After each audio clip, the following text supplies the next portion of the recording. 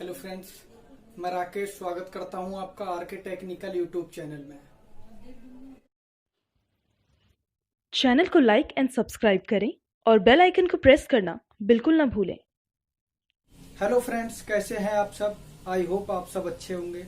आज आपका फिर स्वागत है एक और नई वीडियो में। इस नई वीडियो में मैं आपके लिए एक ऐसी ऑप्शन लेके आया हूं, एक ऐसा सोल्यूशन लेके आया हूं जिसमें सारे लोगों का कंफ्यूजन दूर हो जाएगा। क्या है वो कंफ्यूजन, कैसे उसको प्रूफ करेंगे, सारी इसकी डिटेल्स में वीडियो में बताने वाला हूं आपको, तो प्लीज वीडियो को लास्ट तक वॉच कीजिए। तो चलिए अब बिना टाइम वेस्ट करते हुए वीडियो शुरू करते हैं। देखिए, इस वीडियो में मैं आपको बताऊंगा, आपने कुछ यूट्यूबर्स के चैनल पे वीडियो देखी होंगी या कहीं फेसबुक ऐड देखा होगा या फिर आपने व्हाट्सएप पे मैसेज देखा होगा, जिसमें एक बात बहुत ही तेजी से वायरल हो रही है कि जो भी हम लोगों ने मोराटोरियम लिया है या किसी ने मोराटोरियम के लिए अप्लाई किया हुआ है, तो उसमें कुछ ऐसा मैसेज वायरल हो रहा है जिसमें कि नोट डाउन किया हुआ है कि आपको आफ्टर लॉकडाउन 3 महीने का या 6 महीने का जितना भी मोराटोरियम आपने अप्लाई किया है उसकी सारी ईएमआई आपको एक साथ देनी है। तो क्या है इसकी सच्चाई, वो मैं आपको पूरी डिटेल में कवर कर रहा हूँ। थोड़ा पॉइंट ध्यान से सुनिए। देखिए, इसमें मैं आपको एक बात बता दूं, किसी भी एनबीएफसी कंपनी या बैंकिंग या फिर आरबीआई की ऐसी पॉलिसी में कहीं नोट डाउन किया हुआ नहीं है कि आपको 3 महीने की ईएमआई एक साथ आफ्टर लॉकडाउन के बाद में यानी कि आपको पे करनी है। तो ऐसा किसी भी पॉलिसी में नहीं लिखा हुआ है और ना ही ऐसा सर्कुलर किसी भी बैंक ने जारी किया है, ना ही किसी एनबीएफसी कंपनी ने जारी किया है और ना ही आरबीआई ने जारी किया है। तो मैं आपको बता दूं, ये सरासर झूठ है, फेक है। इसी न्यूज पे भरोसा ना करें। अगर ऐसी न्यूज आएगी तो आपकी फाइनेंस कंपनी आपको मैसेज या मेल के थ्रू या फिर फोन करके आपको इस बात की जानकारी देगी। और दूसरी बात, आप खुद ही समझदार हैं, आप सीधा सीधा फंडा ये समझ जाइए कि अगर तीनों ईएमआई एक साथ हमको लॉकडाउन के बाद में देनी है या चारों ईएमआई एक साथ देनी है, जो भी आपने मोराटोरियम लिया है XYZ, तो आपके मोराटोरियम से फायदा क्या हुआ? कोई फायदा नहीं हुआ और आपका घाटा हो गया।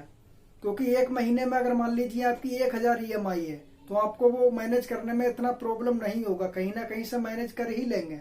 लेकिन आफ्टर लॉकडाउन आपको एक साथ 3000 की ईएमआई देनी पड़े तो वो इस ईएमआई रिलीफ से कहीं ज्यादा महंगी पड़ेगी, कहीं ज्यादा आपको मेहनत करनी पड़ेगी उसके लिए। तो ये सरासर गलत है, इस बात पे आप बिल्कुल भी भरोसा ना करें। और दूसरी बात, एक एग्जांपल और मैं आपको दे देता हूं समझने के लिए, खुद ही आप समझ सकते हैं। देखिए, अगर हमको 3 महीने उन्होंने टाइम दिया हमें ईएमआई के लिए और लॉकडाउन के बाद में वो जब तीनों ईएमआई हमसे एक साथ लेंगे तो फिर इंटरेस्ट किस बात का ले रहे हैं? वो 24% इंटरेस्ट पर ईयर का जो ले रहे हैं वो किस बात का ले रहे हैं? वो इंटरेस्ट इसी बात का ले रहे हैं कि जो ईएमआई का आपका गैप हुआ है उस ईएमआई को उन्होंने जितने भी महीने के लिए आगे बढ़ाया है उसी पर 2% पर मंथ या 24% पर ईयर के हिसाब से जो भी आपका इंटरेस्ट निकलता है वो आपको देना पड़ेगा। और इसका पूरा प्रोसीजर ये है कि अगर मान लीजिए एज ए एग्जाम्पल, अगर आपकी 6 ईएमआई बनती हैं, 6 ईएमआई में आपने 2 ईएमआई पे कर दी। अब 2 ईएमआई पे करने के बाद आपके ईएमआई बच जाती हैं 4। अब 4 ईएमआई पे आपने 2 महीने का, एक एग्जाम्पल के लिए मान लीजिए 4 ईएमआई पे 2 महीने का आपने मोराटोरियम ले लिया। मान लीजिए जुलाई और अगस्त का मैं मान के चलता हूं, जुलाई और अगस्त का आपने मोराटोरियम ले लिया तो आपकी ईएमआई 2 महीने की आगे बढ़ गई। तो वो ईएमआई आपकी रीपेमेंट शेड्यूल में शो होंगी, क्योंकि रीपेमेंट शेड्यूल में जो ईएमआई आपकी शो होंगी, अगर मैं फॉर एग्जांपल मान लेता हूं, अगर आपकी ईएमआई 1000 रुपए की है तो वो आपकी शो होगी। अगर मान लीजिए आपको 5 तारीख को ईएमआई कटती है तो 5 जुलाई 2020 और उसके आगे जो भी आपका अमाउंट 1000 होना चाहिए वो अमाउंट वहां 00 लिखा होगा, क्योंकि जो रीपेमेंट शेड्यूल में उनके एक्टिवेट हो गई। तो वो जो उनका अमाउंट है, अमाउंट को वो एडिट कर सकते हैं लेकिन डेट को वो एडिट नहीं कर सकते। ये आरबीआई का रूल है। तो वो क्या करेंगे, उस ईएमआई को, आपको जो 1000 की ईएमआई है उसको 00 कर देंगे। तो उस कंडीशन में काउंटिंग में आपकी ईएमआई बढ़ जाती है। अगर मान लीजिए जुलाई और अगस्त का आपने मोराटोरियम ले लिया तो जुलाई अगस्त की जो ईएमआई आपकी 1000 रुपए की थी उसके आगे वो 00 मेंशन कर देंगे। तो वो जो 2 EMI है वो आपकी 2 महीने आगे बढ़ जाएंगी। कुल मिलाकर ये EMI 4 की जगह आपकी 6 हो जाएंगी। EMI आपको 4 ही पे करनी है। 2 EMI जुलाई और अगस्त की आपकी 00 अमाउंट की होगी। तो आपको 4 EMI पे करनी है, लेकिन आपका रीपेमेंट शेड्यूल में वो EMI 6 काउंट होंगी। तो इस बात को से आप घबराए नहीं, आपको आपसे जो चार्ज लिया जाएगा वो 4 EMI का ही लिया जाएगा, क्योंकि जुलाई और अगस्त वो ऑलरेडी 00 अमाउंट कर चुके हैं वो। और रही इसके इंटरेस्ट की बात, जो भी आपका इसका इंटरेस्ट पड़ता है, तो इंटरेस्ट आपका जितना जो भी बनेगा, तो वो अभी ऐसा किसी भी कंपनी ने ये सर्कुलर मैसेज नहीं दिया है कि वो किस तरह से लेंगे।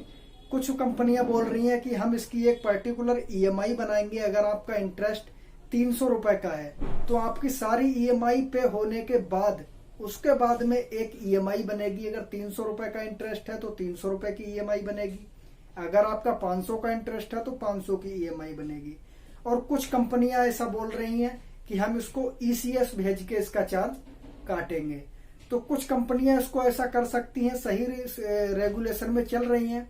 लेकिन बजाज कंपनी जो ऐसा बोल रही है कि हम इसको ECS भेज के काटेंगे, तो उस कंपनी पे मुझे बिल्कुल भी भरोसा नहीं है, क्योंकि बजाज कंपनी आपको पता ही है कि एक ECS के लिए 10-10 बार ECS हिट करती है वो, और अकाउंट में पैसा ना होने पे उसका बाउंस चार्ज वसूलती है।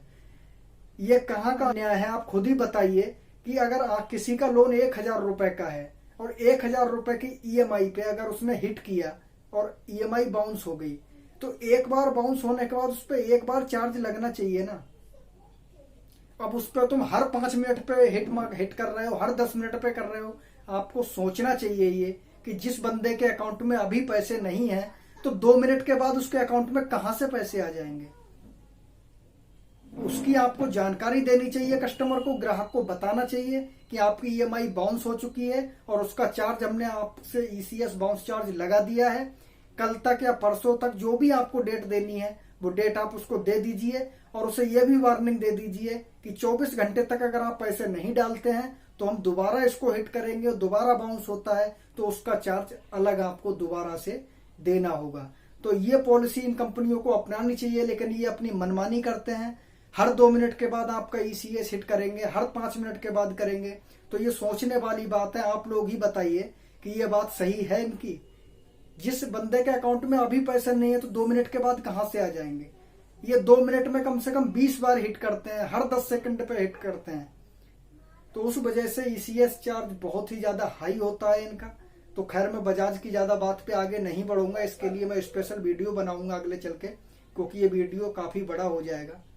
तो ठीक है दोस्तों, आई होप आपको ये वीडियो पसंद आई होगी। अगर वीडियो पसंद आई हो, टॉपिक समझ में आ गया हो, तो आप चैनल को लाइक, शेयर और सब्सक्राइब जरूर कर लीजिए, क्योंकि अच्छे इसी तरह की वीडियो इस चैनल पे आती रहती है। और आपकी कोई भी वीडियो मिस ना हो, इसके लिए घंटे के आइकन को जरूर प्रेस कीजिए, ताकि हर वीडियो की नोटिफिकेशन आपको टाइम पर मिलती रहे।